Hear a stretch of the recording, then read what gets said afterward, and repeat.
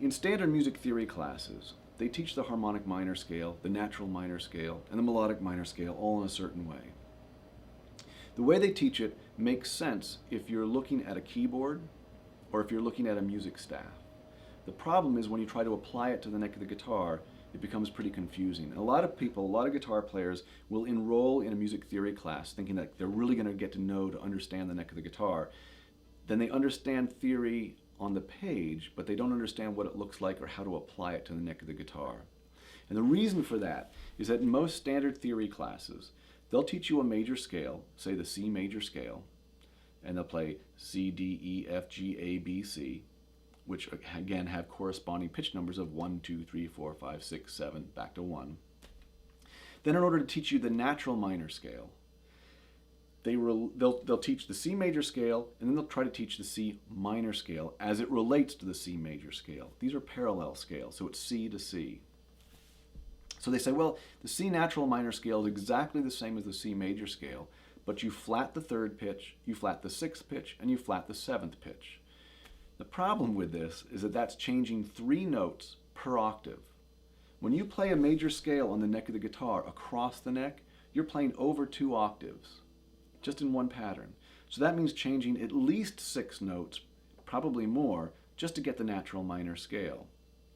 To add insult to injury is that if you go through this task and you take the major scale patterns and you flat the 3, flat the 6, and flat the 7, and you dutifully do that in all 7 of the patterns, you end up with exactly the same patterns that you had before in the major scale, just shifted down 3 frets. So the major method teaches you that if you're playing C major scale, and the C is the first pitch, you go up to the 6th pitch, which is an A. That is the name of the natural minor scale. It uses exactly the same notes with exactly the same intervals as the relative major scale. So when you play the G major scale, and G is the first pitch, G, A, B, C, D, E is the 6th pitch. So you're playing G major scale, E natural minor scale. So it's important with all the major scales to learn that each scale has 2 names, a major name and a minor name. Now how this relates to when you're learning the melodic minor or harmonic minor scale is as follows. When you play the major scale,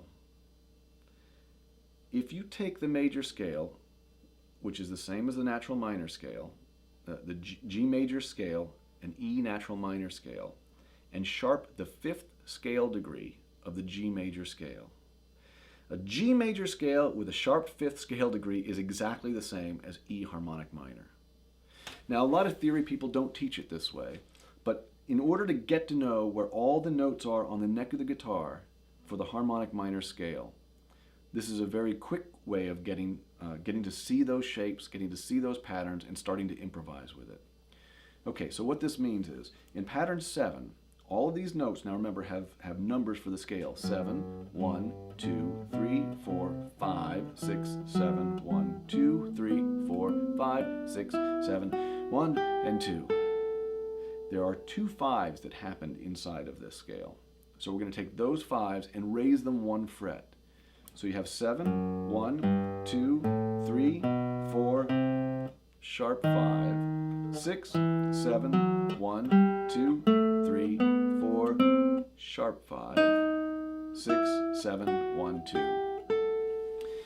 So this sounds like this.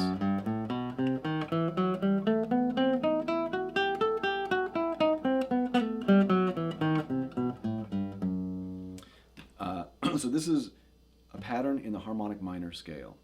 The major method, again, relates everything back to the major scale so that all the pattern numbers stay the same from the major to the harmonic minor or melodic minor. So this is pattern 7 of the major scale, so it's pattern 7 of the harmonic minor scale. That's the way the major method teaches it. There are other ways, other methods, other numbers, other letters, other words that are used in other systems. But this way, you have already learned all of the major scale patterns.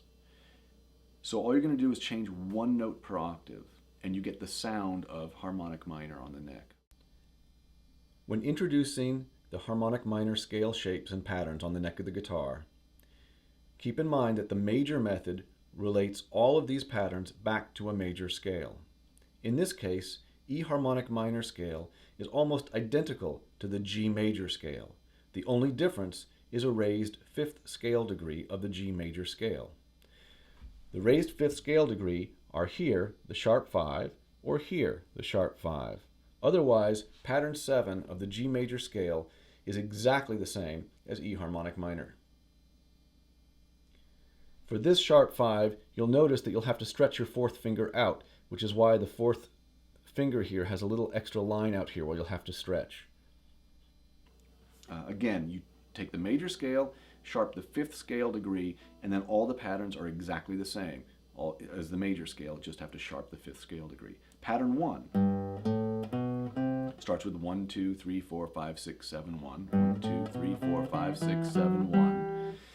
So you're going to play 1, 2, 3, 4. Now sharp 5. 6, 7, 1, 2, 3, 4. Now this 5 is your little finger on the 7th fret of the G string. You could sharp it that way, but because of the way the guitar is constructed, you can play that note as a regular 1 on the B string, and you don't have to stretch a finger. So we'll do it that way, and so that you just play 1, 2, 4 on the B string, then stretch 1, 2, 4 on the high E string. So let's go over this again. From the first finger stretching out to the 3rd fret, second finger on the 5th fret, little finger on the 7th fret. This is on the low E string. You got stretch 1, 2, 4, stretch 1, 3, 4, then regular 1, 2, 4, just 1, 2. Next string is 1, 2, 4, and then stretch 1, 2, 4 on the last. Come on back. Stretch 1, then 4, 2, 1, then just 2, 1. 4, 2, 1, 4, 3, stretch 1, 4, 2, stretch 1. That's pattern 1. Again, it's pattern 1 as it relates to the major scale. Right now, it's the E harmonic minor scale that we're playing. These are the shapes for the E harmonic minor scale. The next pattern that we're going to play is pattern 2. Again, the number comes from the major scale. And your first finger's on the 5th fret. You're going to be playing 1, 3, 4. Then 2, 3, stretch 4. Now I know it's tempting to shift your hand over and play 1, 2, 4 on that string.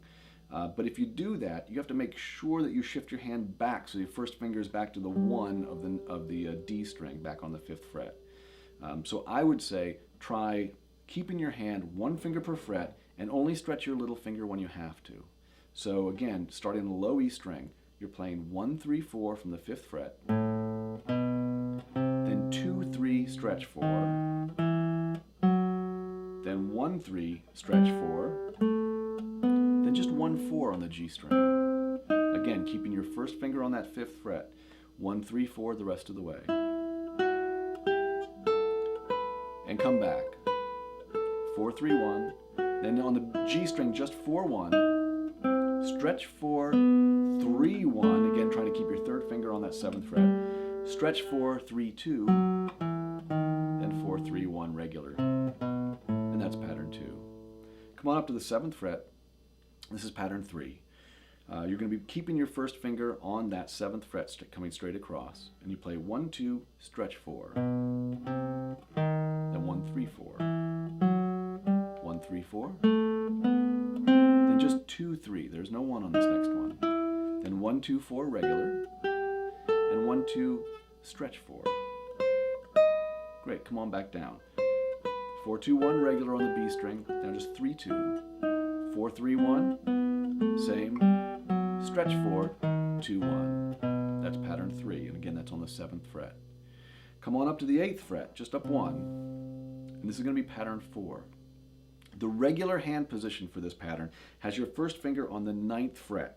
And it's 1 finger per fret. But you're going to be stretching your first finger out to get to the 8th fret. Pattern 4 of the harmonic minor scale also has a little finger stretch. It's just there's no way to avoid it. So this is an awkward pattern. You're going to stretch your first finger to the 8th fret. Your little finger then is going to play, your ring finger is going to play the 11th fret, and then your little finger on the 12th. So this is stretch 1, 3, 4. Next string is just regular 1, 2, 4. First finger's on the 9th fret. 1, 2, 4. Then you're going to play 1, 2, stretch 4. just no way around it. And then 1, 3, 4 on the next string. Just 2, 4 on the 10th and 12th fret on the B string. Stretch 1, 3, 4 on the last string. And come on back. 4, 3, stretch 1. 4, 2. 4, 3, 1. Stretch 4, 2, 1. Regular 4, 2, 1. Regular 4, 3, stretch 1. So that's pattern 4. We're going to come on up to pattern 5 now. Now pattern 5, normally your first finger is stretching out to the 10th fret, but remember, the harmonic minor scale is exactly the same as a relative major scale with a sharp 5. So rather than stretching your first finger here, your first finger is going to be up on the 11th fret. So your first finger's on the 11th fret, second finger's on the 12th fret, and this is pattern sharp 5 instead of 5 because there are all sharp 5s in this harmonic minor pattern.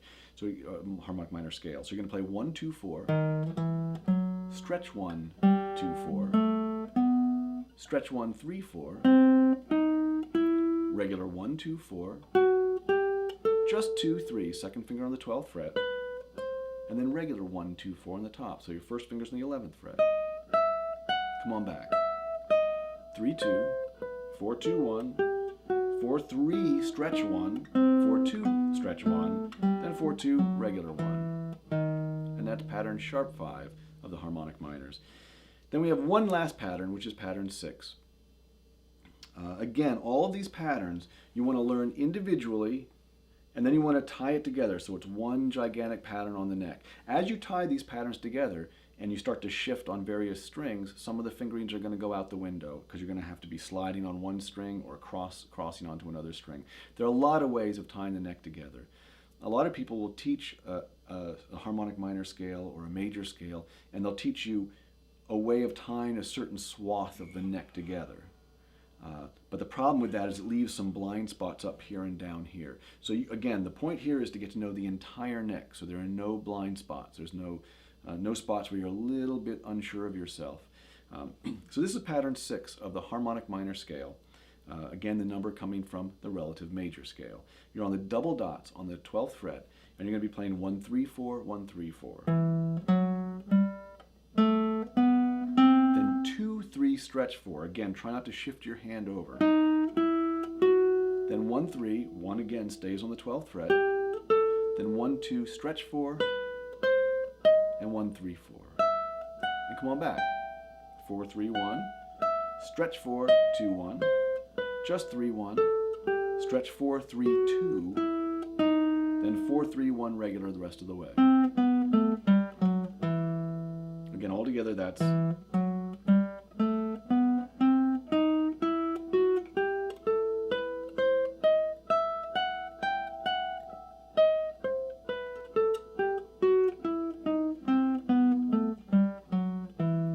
if you bring your first finger up to the 14th fret, you're back to the first pattern that we learned down here on the 2nd fret of the guitar. So it's identical to that pattern.